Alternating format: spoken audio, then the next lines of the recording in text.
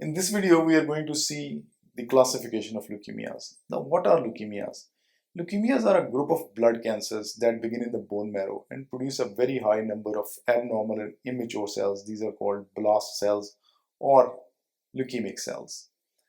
Classification generally is based on the cell type and speed of the development of leukemia. Generally, 20% or more of the cell population in the bone marrow or peripheral blood consists of these leukemic or blast cells. We've been using many classification systems. As I mentioned, the main core classification is upon the type of the cell and the speed with which the leukemia develops. So we've got acute leukemias. They are classified into acute lymphoblastic leukemias and acute myeloblastic leukemias. Acute lymphoblastic leukemias generally affect the children, while myeloblastic leukemias generally affect the older population.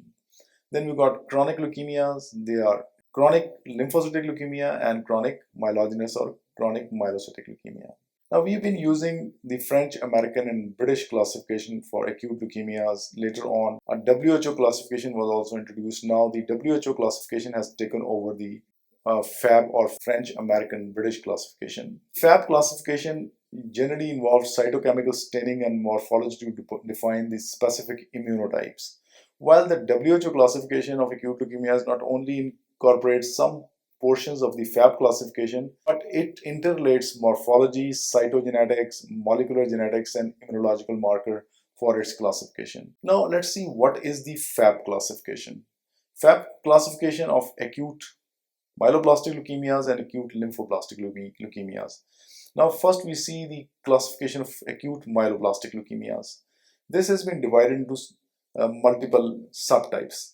One is M0 or undifferentiated cells. Then you got M1 with minimum maturation, M2 with maturation, M3 with pro-myelocytic leukemia, M4 is myelomonocytic leukemia, M4 eosinophilic. It's a subclass. This myelomonocytic leukemia with eosinophilia. And then you've got monocytic leukemia, then you've got erythrocytic leukemia or erythroleukemia, and then you've got megakaryocytic leukemia. So these are the different classifications which are, or different type of leukemias which are based on the FAB classification in case of acute myeloblastic leukemia. Well, when you see the acute lymphoblastic leukemia, the FAB classification divides it into three components. L1 is the small uniform cells, L2 is the large varied cells, and L3 is large varied cell with prominent vacuoles. So this is the classification which is based on French, American, and British system, that is acute myeloblastic leukemia and acute lymphoblastic leukemia. Acute myeloblastic leukemia has been divided into 9 different types: M0, M1, M2, M3, M4. M4 is again divided into 2: M4 myelomonocytic and myelomonocytic with eosinophilia. Then monocytic, erythroleukemia, and megakaryocytic leukemia. The acute lymphoblastic leukemia is divided into 3 types: small cell, large cell with prominent vacuoles. And now we see the WHO classification.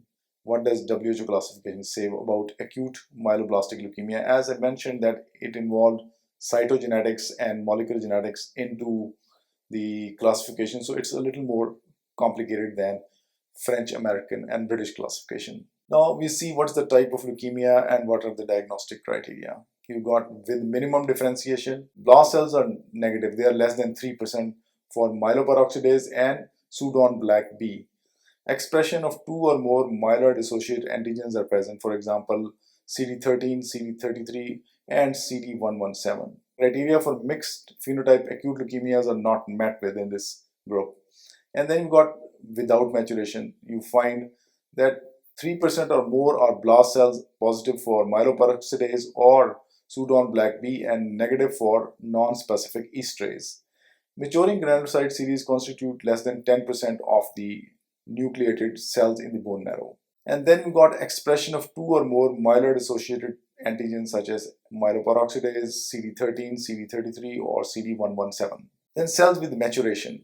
3% or more blast cell positive for myeloperoxidase or Sudan black B.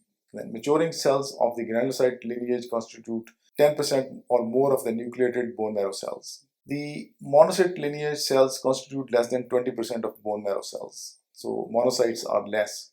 Expression of 2 or more myeloid associated antigens such as myeloperoxidase, CD13, CD33, and CD117. And then you've got basophilic leukemia. In basophilic leukemia, the blast and immature oblique mature basophils with metachromasia on toluidine blue staining. Blasts are negative for cytochemical myeloperoxidase, Sudan black B, and non-specific esterase. No expression of strong CD117 equivalent to exclude mast cell leukemia. So this criteria is used to exclude the mast cell leukemia. Then you get acute myelomonocytic leukemia. 20% or more monocytes and their precursors, 20% or more maturing granulocyte cells, 3% or more of blast cells are positive of myeloperoxidase. And then acute monocytic leukemia, 80% or more monocytes and their precursors, either monoblast and or promyelocytes.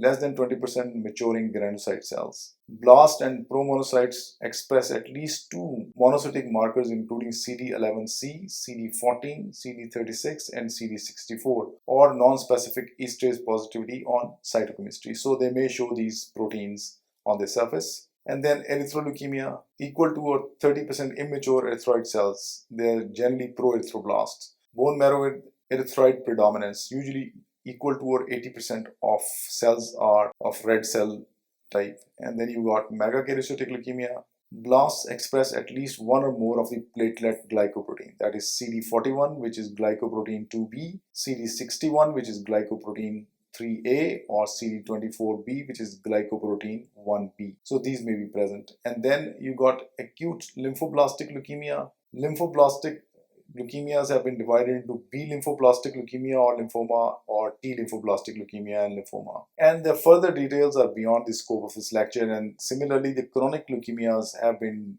divided on the basis of multiple expressions of protein or genetic changes. So this is beyond the scope of this. And if you are interested, you can see this classification on the WHO website given for the classification of chronic leukemias.